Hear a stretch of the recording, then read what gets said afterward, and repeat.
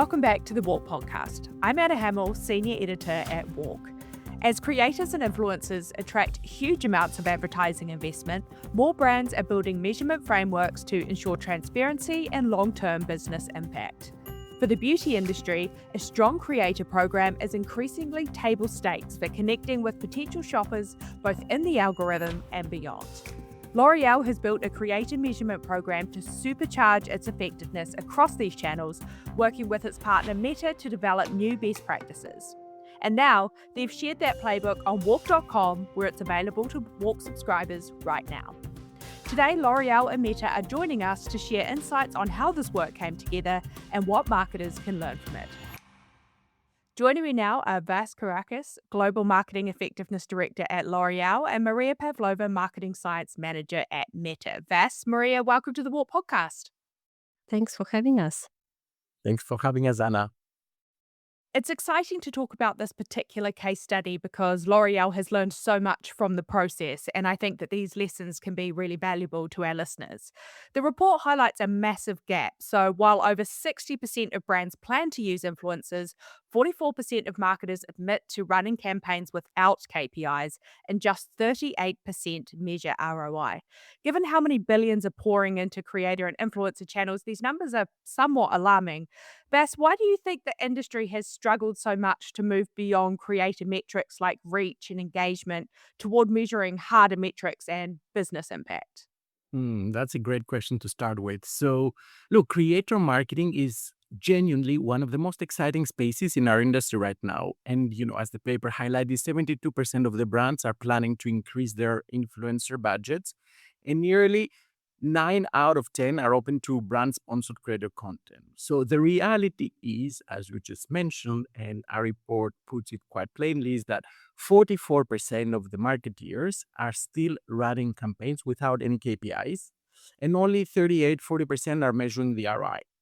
That's not because people don't want to do it better, but because I think doing it properly, connecting all the creator investments all the way to the different hard business outcomes like sales uplift, brand equity, and real ROI is actually quite a sophisticated piece of work.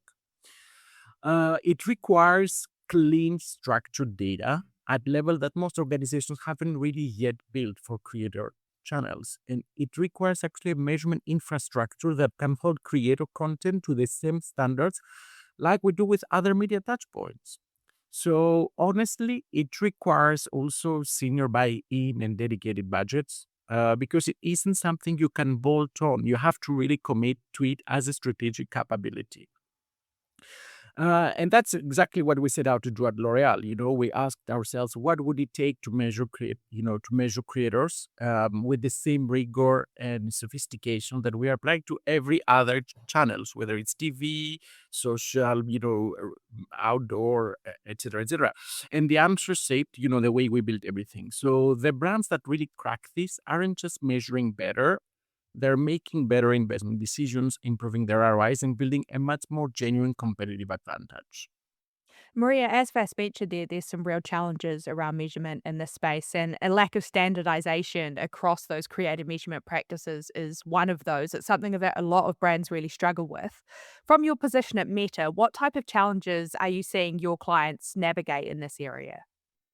So speaking about navigating the benchmarks, the terminology, and the way how we see clients navigating it, and we see how we did it together with Loreal, what I wanted also just to ground ourselves, and one of the important context that I love to bring here is that specifically with Loreal, by the time we began exploring creator measurement, we already actually had a very deeply collaborative multi-year partnership behind us. And that existing foundation was critical because it meant we weren't starting from zero. And although measuring the impact of boosted creator content was completely new territory for us, that trust and the ways of working that we built together had that foundation. And it meant that we're able to move from very early initial stage tests to actually developing the global measurement framework within months and not years.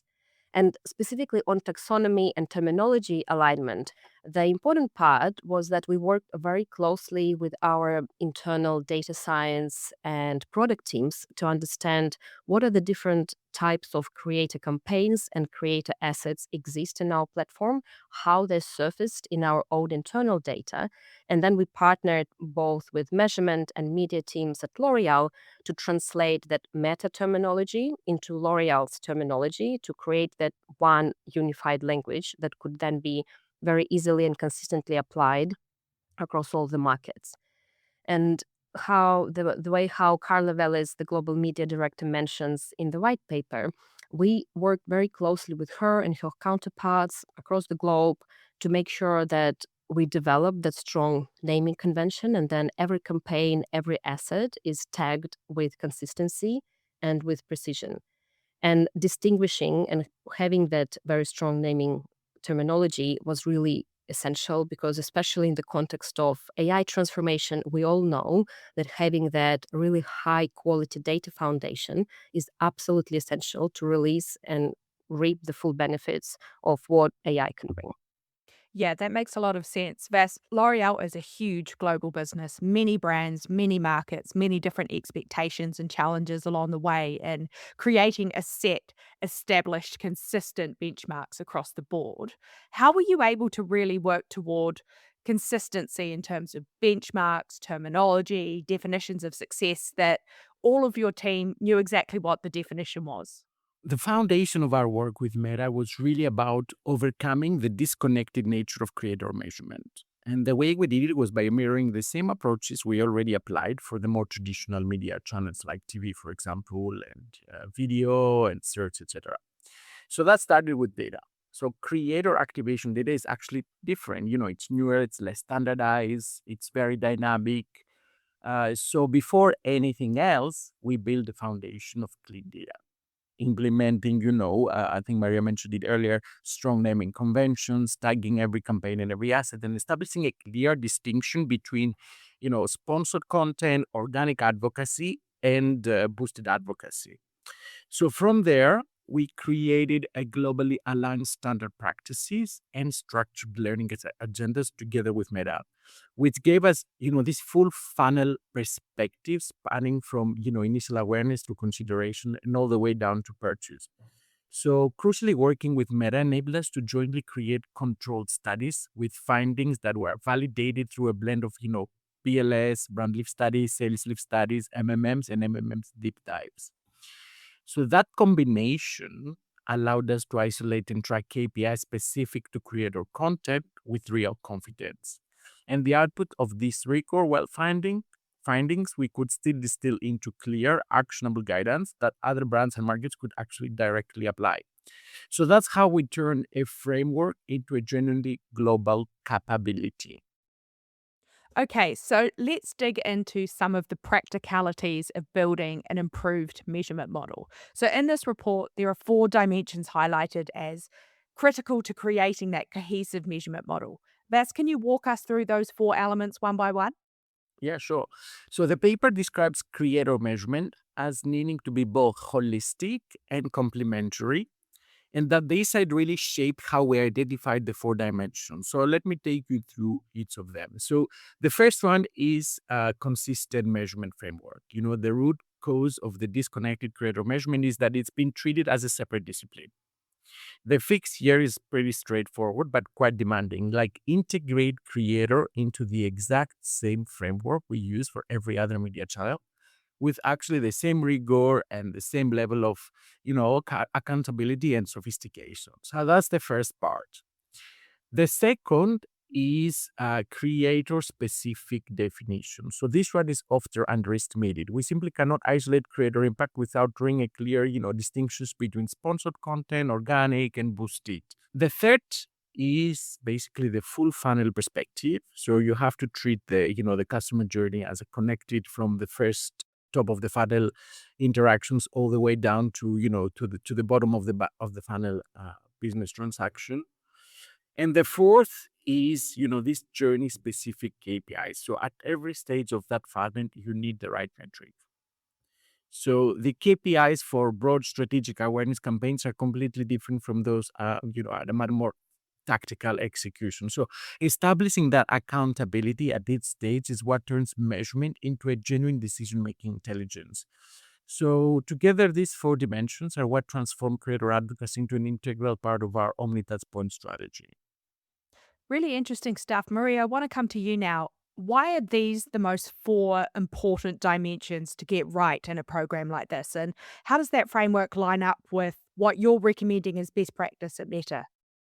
Yeah, that's a great question, Anna. Thank you. And before I talk about how we talk and how this framework lives and breathes in Meta, also I just want to spend a moment on one dimension within these four pieces that I think is really important, where I think the framework really becomes powerful. And this is the full funnel measurement approach. And what it means in practice is using different measurement solutions to track different KPIs and using each for the purpose that it serves best. So at the top of the funnel, the framework tracks media metrics such as reach, views, for example, and they provide those fast directional learnings that allows team to make really quick optimization decisions without waiting weeks for results. Then in the mid funnel, we run incremental lift experiments, and they give us accurate causal measurement at the meta campaign level. And so they inform and fuel strategic learning agenda and also guide identifying top performing tactics at the campaign level. And then finally, at the bottom of the funnel, we track holistic input on the ultimate business outcomes, such as sales, through the market mix modeling. And so this is where it all comes to life and how it fits within how we look at best in class measurement at Meta. So this layered approach, so combining fast metrics, rigorous experiments, econometric modeling, is exactly what in best in class measurement framework that we see most sophisticated advertisers adopt.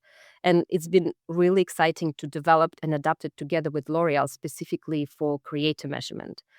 And we consistently see that businesses that capture that fuller picture of performance, like L'Oreal, they use what we call the suite of truth.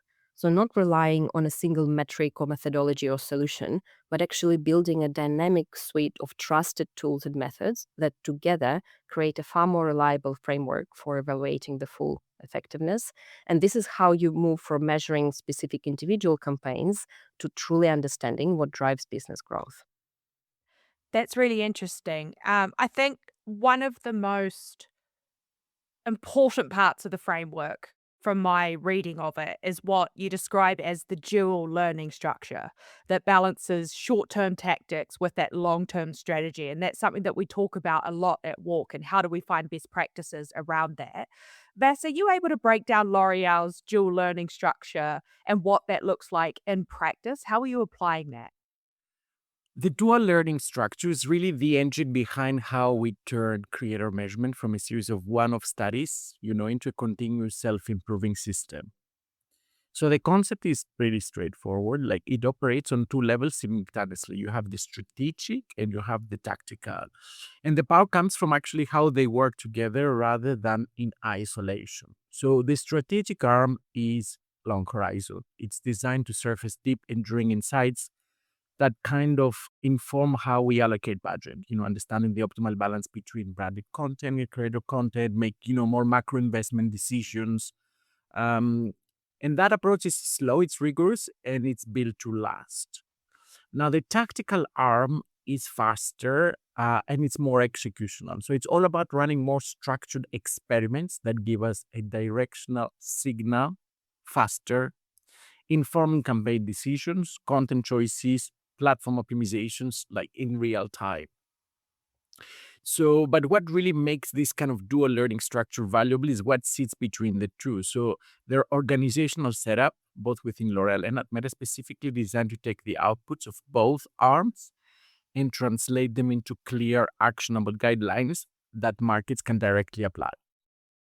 How do you balance the need for those long-term strategic insights like modeling for budget allocation, planning purposes, all of those sorts of things, with the need for those short-term tactical executional experiments that the creator channels kind of lend themselves to? Vas, I'll come to you first, but also Maria, I'm interested in your perspective on this. Vas, do you want to kick us off? Yeah, sure. Because it's a very important one. It's one of my favorite ones. I've been talking a lot in the industry about this kind of complementarity. So the fact is, we don't see them as competing priorities. They're designed to complement each other. And that's, the whole point of the dual learning structure. So MMMs gives you this kind of macro view. It tells you how creator investment is contributing to your sales, the ROI within the full media mix across time. And it informs how we allocate budget at a very, broad, very strategic level.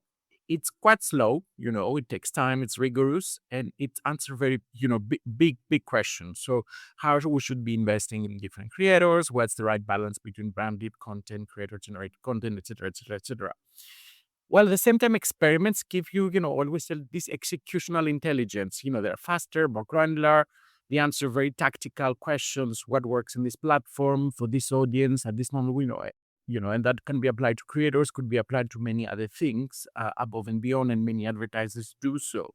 So what we learn is that we genuinely need both, and critically, they need to feed each other. So finding the right way to integrate learnings from the one with it, from the more micro to the macro picture. Maria, what's your view? I love, Vas, that you mentioned it's one of your favorite questions because it's also one of my favorite questions and one of my favorite topics. So I think that's probably one of the reasons we've had such a long and successful partnership over the years. And yeah, I completely agree that the having both, this is what it's about, bringing them together into one framework. And I just want to kind of talk through one of the examples. And I was really happy that we, in the white paper, were also able to kind of talk about that in depth, because I think having that example and being able to talk through it is really where this framework comes to life. So, for example, through the learning agenda, we identified a high priority hypothesis was around what is the right balance between boosted creator content and brand content within a single campaign. And we didn't just test one variable, we tested multiple dimensions. We tested budget allocations, asset mix, asset types, different optimizations. We ran lots of experiments across different markets, across different brands, categories. And based on those experiments, we uncovered that brands should adopt roughly balanced split between brand and creator assets. And we also saw that they should use specific optimizations for each of the asset types. And then this is where then the long-term strategic layer comes in. As a final step, we leverage market mix models and specifically the deep dive approach. So we're able to isolate and identify campaigns and executions that had those creator content and boosted creator content within them and separate from campaigns that didn't. And we're able to measure and evaluate ROIs of those executions and compare them. And as you read in the white paper, L'Oreal campaigns that leveraged those brand and creative executions had actually 35% higher ROI than campaigns that didn't. And so this is that step change that becomes really, really possible when you have that strategic experimentation together within the same framework as you then validate through econometric modeling. Yeah, there's a lot to learn from here. I want to jump into some of the lessons that you've been able to take from this process. What have some of the success stories you've seen from codifying these insights, building such an effective framework, and then applying them to real life brands? Vas, do you want to kick us off? Yeah, sure. Kiehl's in Turkey was a great example where the goal was to recruit Gen Z consumers, a very, important demographic and the fastest growing segment for the brand. And they did so by addressing their, number one skin concern, which is acne. So the key innovation here was using Meta's AI-powered creator content recommended tool, which basically predicts creator content performance before media investment.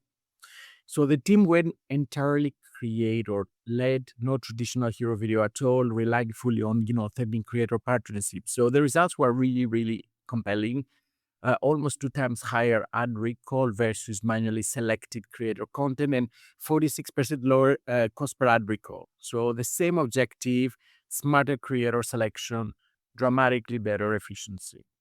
The other example we're highlighting is CeraVe in Spain, which is a very different challenge. So Despite 100% of dermatologists actually recommending daily SPF, only about 20% of the consumers actually follow that advice. So the strategy used what we called a creative collision, combining personality-driven creators who connect authentically with the audience with maker creators who bring real expertise and credibility. So the results actually showed significant lifts across, across the board, with 10% points of unneeded ad recall versus 6% for business as usual, and meaningful improvements in both the brand awareness and the purchase intent. So two different brands, two different markets, two different, challenges, but the same underlying principle, which is data-led creator selection, rigorous measurement, and creative freedom within a structured frame is the success recipe. Building a culture of marketing effectiveness is something that we talk about a lot at WARC. We've done our own research in that space, and we know that culture plays a critical role in supporting marketers to demonstrate ROI in these types of programs. Vas, how has this revamped approach contributed toward an improved culture of effectiveness within L'Oreal in the creator space?